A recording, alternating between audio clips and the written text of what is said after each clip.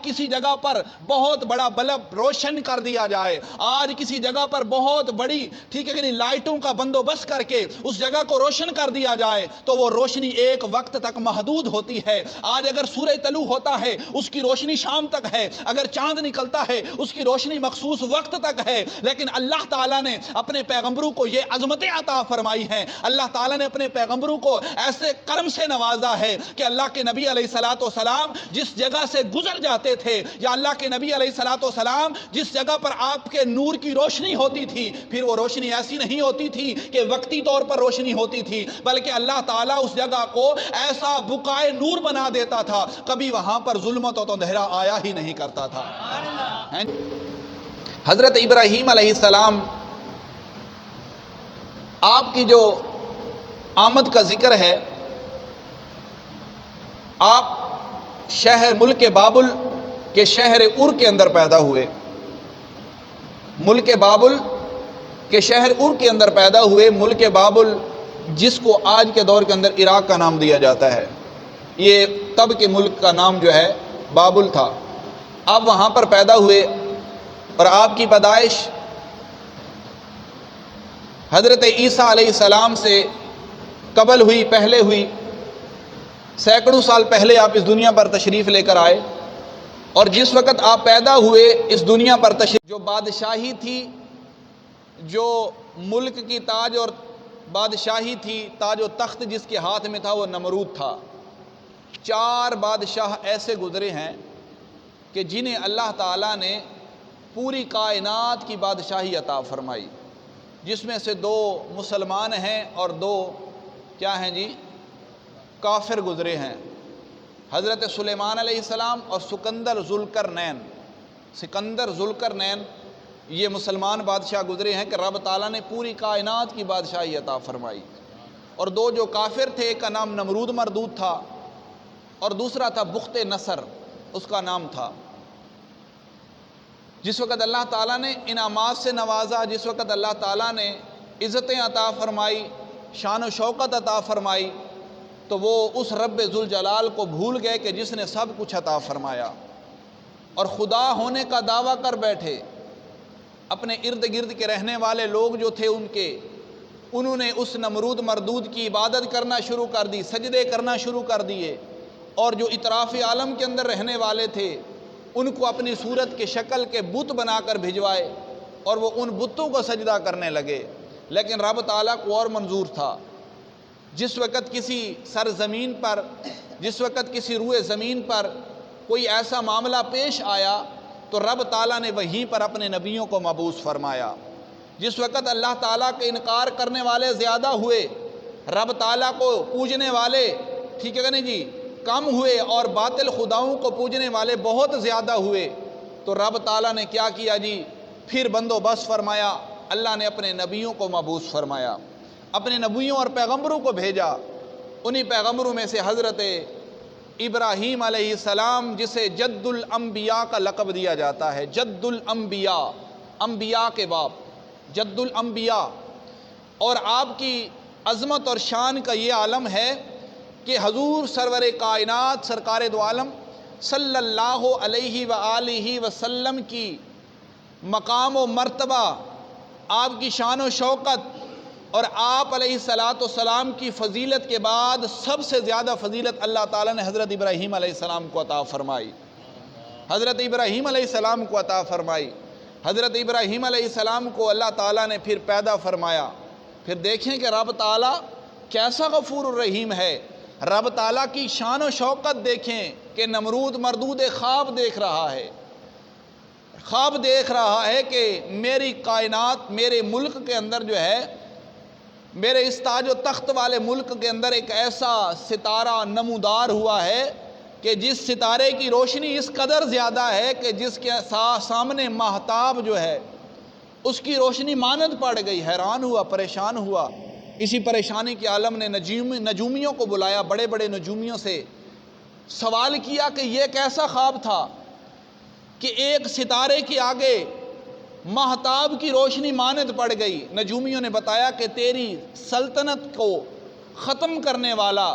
تیری تاج و تخت کو ختم کرنے والا تیری بادشاہی کو ختم کرنے والا رب تعالیٰ ایک ایسا بندہ بھیجنے والا ہے کہ جس نے تیری باطل خدائی کے پاش پاش کرنا ہے، جس نے اس وحدہ لا شریک کا جھنڈا بلند کرنا ہے، اس کا علم بلند کر کے اور نعرہ لگانا ہے، اگر عبادت کرنی ہے تو اس خدا وحدہ لا شریک کی کرنی ہے۔ پھر نمرود مردود نے سختی کے ساتھ جو بھی بچہ پیدا ہوا اسے قتل کر دیا، لاکھوں کی تعداد میں بچوں کو قتل کرایا گیا، مردوں اور عورتوں کو جدا کر کے رکھ دیا، اور پھر ایک محکمہ باقاعدہ طور پر تشکیل پایا کہ کوئی مرد کسی بیوی کے پاس، اپنی بیوی کے پاس نہ جائے، کوئی مرد اور خاوند بیوی کوئی آپس میں میل ملاپ نہ کریں۔ اب دیکھیں تاریخ کی باتیں ہیں، کچھ باتیں ایسی ہوتی ہیں نظر آنے میں، سننے کے اندر کچھ نظر آتی ہیں، لیکن تاریخ کہہ رہی ہے اسے بیان کرنا ہے، جب تک بیان نہیں کرو گے سمجھ نہیں آئے گی۔ تو اب دیکھیں کہ نمرود مردود نے حکم دیا کہ کوئی میاں بیوی، شوہر، عورت کوئی قریب نہ آئے، لیکن رب تعالیٰ کو اور منظور تھا۔ حضرت ابراہیم علیہ السلام اپنی والدہ ماجدہ کے بطن عطن کے اندر آ گئے۔ آپ کی والدہ کی عمر کم تھی، تاریخ کے اندر آتا ہے، آپ کو حمل ہوا کسی کو خبر نہ ہوئی۔ اب دیکھیں نجومیوں نے یہ بھی خبر دی کہ وہ بچہ جو تیرے ملک کے زوال کا سبب بننے والا ہے وہ اپنی ماں کے پیٹ کے اندر آ چکا ہے، لیکن رب تعالیٰ حفاظت کرنے والی ذات ہے۔ رب تعالیٰ نے پھر ایسے حفاظت کی، اسی ملک کے اندر، اسی شہر کے اندر ماں کے پیٹ کے اندر بچہ پل رہا ہے کہ جس کے لیے ایسے ایسے محافظ معمور کر دیے گئے تھے، ایسے ایسے محافظ تعینات کر دیے گئے تھے، ایک اسپیشل ٹیم تشکیل دے جا چکی تھی، لیکن رب تعالیٰ یہ دکھانا چاہتا تھا تم جتنی مرضی ترکیبیں لگاتے رہو، تم جتنی مرضی بھی سکیمیں لگاتے رہو، لیکن جو رب تعالیٰ چاہتا ہے وہ ہو کر رہتا ہے۔ رب تعالیٰ کو کچھ اور منظور تھا۔ حضرت ابراہیم علیہ السلام کی پیدائش ہوئی، اللہ کے نبی دنیا پر تشریف لے کر آئے، آپ کے والد نے ایک ایسی جگہ مخصوص غار کے اندر آپ کے لیے مختص کر دی تھی، آپ کی والدہ ماجدہ نے وہاں پر حضرت ابراہیم علیہ السلام کو جنم دیا۔ اللہ کے نبی دنیا پر تشریف لے کر آئے۔ یہ یاد رکھیں جو بھی اللہ کا نبی، اللہ تعالیٰ نے اپنے نبیوں کو مبعوث فرمایا ہے، اول سے لے کر آخر تک سب سے پہلے جب ابراہیم علیہ السلام پیدا ہوئے یا دیگر انبیاء پیدا ہوئے، حضرت آدم علیہ السلام پیدا ہوئے، جتنے بھی پیغمبر پیدا ہوئے، رب تعالیٰ نے انہیں معصوم پیدا فرمایا ہے، نہ وہ کفر کر سکتے ہیں، نہ وہ ظلم کر سکتے ہیں، نہ وہ تعدی کر سکتے ہیں، نہ وہ حد سے بڑھ سکتے ہیں، اور نہ ہی کسی کے ساتھ ناانصافی کر سکتے ہیں۔ شروع سے ہی، اول سے لے کر ہی، بچپن سے لے کر ہی، پیدائش سے لے کر ہی وہ رب تعالیٰ کے ہی مقبول اور محبوب بندے ہوا کرتے ہیں، عارف باللہ ہوتے ہیں، اللہ کو پہچاننے والے ہوتے ہیں۔ پھر ابراہیم علیہ السلام پیدا ہوئے، آپ کی والدہ بیان فرماتی ہیں کہ میں جب دیکھنے کے لیے اپنے بیٹے کو دودھ پلانے کے لیے جاتی تو دیکھتی تھی کہ اللہ کے نبی اپنی انگلیوں کو اپنے منہ کے اندر لے کر چوس رہے ہیں، پھر ان انگلیوں کے اندر رب تعالیٰ نے ایسا کرم فرمایا، رب تعالیٰ نے ایسا برکت فرمائی کہ ایک انگلی سے دودھ جاری ہے اور دوسرے سے شہد جاری ہے۔ ہیں جی یہ دیکھیں، اور وہ جو غار تھی وہ بقعۂ نور بنی ہوئی ہے، وہ بقعۂ نور بنی ہوئی ہے۔ یہ تو عالم ہے،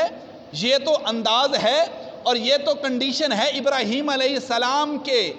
آپ کے اس نورانیت کی، لیکن میں قربان جاؤں محبوب مصطفیٰ صلی اللہ علیہ وآلہ وسلم کی نورانیت کا عالم یہ ہے، اگر آج کسی جگہ پر بہت بڑا بلب روشن کر دیا جائے، آج کسی جگہ پر بہت بڑی ٹھیک ہے کہ نہیں لائٹوں کا بندوبست کر کے اس جگہ کو روشن کر دیا جائے تو وہ روشنی ایک وقت تک محدود ہوتی ہے۔ آج اگر سورج طلوع ہوتا ہے اس کی روشنی شام تک ہے، اگر چاند نکلتا ہے اس کی روشنی مخصوص وقت تک ہے، لیکن اللہ تعالیٰ نے اپنے پیغمبروں کو یہ عظمتیں عطا فرمائی ہیں، اللہ تعالیٰ نے اپنے پیغمبروں کو ایسے کرم سے نوازا ہے کہ اللہ کے نبی علیہ السلام جس جگہ سے گزر جاتے تھے، یا اللہ کے نبی علیہ السلام جس جگہ پر آپ کے نور کی روشنی ہوتی تھی، پھر وہ روشنی ایسی نہیں ہوتی تھی کہ وقتی طور پر روشنی ہوتی تھی، بلکہ اللہ تعالیٰ اس جگہ کو ایسا بقائے نور بنا دیتا تھا، کبھی وہاں پر ظلمت و اندھیرا آیا ہی نہیں کرتا تھا۔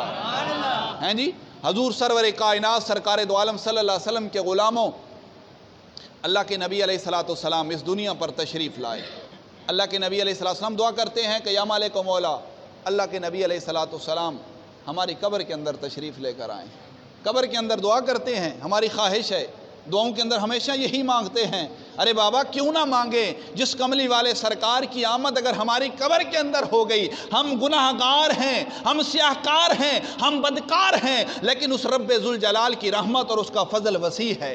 اس کا فضل اور رحمت اس کی وسیع ہے، وہ کس کے لیے ہے؟ وہ گناہ گاروں کے لیے ہے، اور گناہ گار اپنے رب سے اس کی رحمت اور فضل کے طلبگار رہتے ہیں۔ اگر وہ اللہ کے نبی علیہ السلام ہماری قبر کے اندر تشریف لے کر آ جائیں، جن کی روشنی اس قدر ہو، جن کا نور اس قدر ہو، اور جن کی نورانیت اس قدر ہو، پھر وہ نورانیت ایسی ہوگی کہ قبر میں ختم نہیں ہوگی، بلکہ جب تک قیامت نہیں آئے گی وہ قبر ہمیشہ نور علی نور رہے گی۔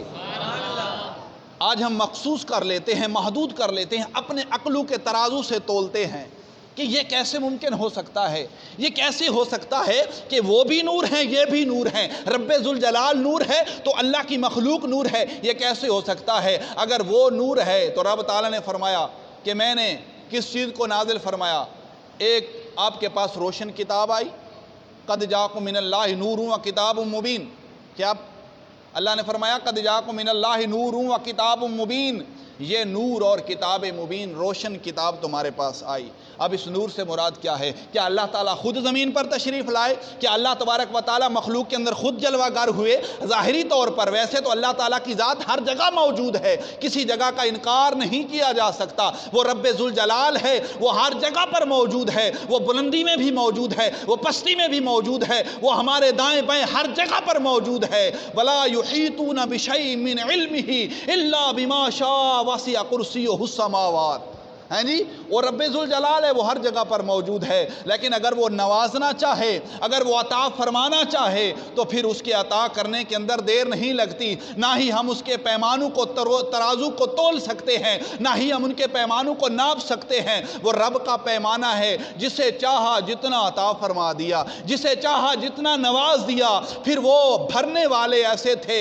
وہ لینے والے ایسے تھے، نہ بھرنے والوں کا پتہ چلا کہ کتنا بھرا ہے، نہ نوازنے والوں کا پتہ چلا کتنا نوازا ہے، اور نہ لینے والوں کا پتہ چلا کہ کتنا لیا ہے۔ بلکہ اللہ تعالیٰ نے اپنے محبوب مصطفیٰ صلی اللہ علیہ وسلم کی شان کو بیان کرتے ہوئے فرمایا، رب تعالیٰ نے فرمایا کہ میں نے اپنے محبوب کو تمام کائنات کا علم عطا فرمایا۔ اللہ تعالیٰ نے اپنے محبوب کو تمام کائنات کی ہر چیز عطا فرمائی۔ پھر اللہ تعالیٰ نے اپنے محبوب کو ایسے کمالات عطا فرمائے، فرمایا محبوب تو جو چاہے گا وہی آئے گا، تو جس چیز کی خواہش کرے گا میں رب تعالیٰ وہی عطا فرما دوں گا۔ اللہ تعالیٰ نے اپنے محبوب کے صدقے اس کائنات کو جو ہے تخلیق فرمایا ہے، اس کائنات کو بنایا ہے، ہمیں اور آپ کو بنایا ہے، اس دنیا کو بنایا ہے، اس دنیا کے جانداروں کو، شجر اشجار ثمر جو کچھ بھی پیدا کیا گیا ہے رب تعالیٰ نے اپنے محبوب کے صدقے پیدا فرمایا ہے۔ پھر ہم کون ہوتے ہیں اس محبوب صلی اللہ علیہ وسلم کی شان کو کم کرنے والے؟ ہماری جانیں نہیں ہیں، ہماری زبانیں نہیں ہیں، ہمارے ہوش و حواس، ہماری عقلیں، فہم و فراست نہیں ہے ایسی کہ ہم اس کے علم کو تولتے رہیں، ہم اس کے عطا کرنے کو تولتے رہیں، بلکہ وہ رب ذوالجلال ہے۔ بس یہی ہمارا انداز ہونا چاہیے، جسے چاہا جتنا، جسے چاہا در پہ بلا لیا، جسے چاہا اپنا بنا لیا۔ یہ بڑے کرم کے ہیں فیصلے، یہ بڑے نصیب کی بات ہے، ہیں جی۔ اللہ تبارک و تعالیٰ سے ہم ہمیشہ دعا گو رہے، مالک مولا ہمیں بھی اپنی فضل اور رحمت کا حصہ عطا فرما، اپنے فضل اور رحمت کا حصہ عطا فرما۔ جو بندہ اس طرح کا خیال لے کر چلتا ہے، جو اس طرح کی سوچ لے کر چلتا ہے، رب تعالیٰ پھر اسے اتنا نوازتا ہے۔ کچھ بندے ہوتے ہیں اپنی نمازوں پر فخر کرتے ہیں، کچھ بندے ہوتے ہیں اپنے زکوٰۃ و صدقات و خیرات پر فخر کرتے ہیں، لیکن وہ رب ذوالجلال ہے، اس سے ہمیشہ اس کے فضل اور رحمت کا طلبگار رہنا چاہیے۔ وہ رب تعالیٰ ہی ہے جو سب کچھ عطا فرمانے والا ہے، وہ خالق حقیقی ہی ہے، وہ ایک ذات، ایک ایسی ذات ہے کہ جو سب کو سب کچھ عطا فرمانے والی ہے۔ جو بھی مانگنا ہے اسی رب سے مانگے، ضرور رب تعالیٰ خواہشوں کو پورا فرمائے گا۔ اور دوسری بات، ٹائم قریب ہے، باتیں میں نے کافی ساری کرنی ہے۔ آج کے دن کی ابتدا، جو کل کا دن سورہ طلوع ہوگا، کیا پتہ کہ یکم ذوالحجہ کا دن ہو، یکم ذوالحجہ کے مہینے کی ابتدا ہو، تو اس کے اندر بہت سی چیزیں ایسی ہیں جن کا خیال کرنا ضروری ہے۔ سب سے پہلے قربانی کے کچھ باتیں ایسی کہ جو غور کرنے والی ہیں۔ کیونکہ ہم جانور خریدیں گے، کچھ نے خرید لیے ہیں، کچھ ارادہ رکھتے ہیں، تو کچھ ایسے بھی ہیں ابھی گندم گھر میں پڑی ہوئی ہے، کہتے ہیں ہم غریب ہیں، ہمارے پاس طاقت نہیں ہے۔